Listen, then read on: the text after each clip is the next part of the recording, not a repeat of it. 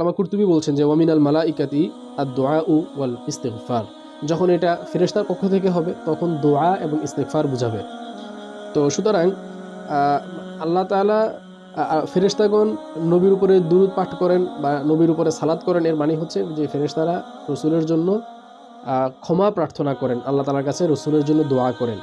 আর যখন এটা ওয়ামিনাল উম্মাতি আদ-দুআউ ওয়া তা'যীমু লিআমরিহি, আর যদি উম্মতের পক্ষ থেকে হয় অর্থাৎ এই আমাদের মানুষের পক্ষ থেকে হয়, তাহলে হবে আল্লাহ রসুলের জন্য দোয়া করা এবং তার সম্মানকে আরও বৃদ্ধি করা, তার সম্মানকে আরও তুলে ধরা। তো যাই হোক, আমরা মূল যে বিষয়টা দেখলাম সেটা হচ্ছে যে আল্লাহ তাআলা তার নবীর উপরে দুরূদ পড়েন, ব্যাপারটা আসলে সঠিক না, বরং এই আয়াতের তর্জমা হবে যে আল্লাহ তাআলা তার নবীর উপরে রহমত বর্ষণ করেন, ফেরেশতারা আল্লাহর নবীর জন্য ইস্তিগফার করেন, তার জন্য দোয়া করেন। আর মানুষেরও উচিত আল্লাহ রসুলের জন্য রহমতের দোয়া করা এবং তার সম্মান বৃদ্ধির জন্য দোয়া করা।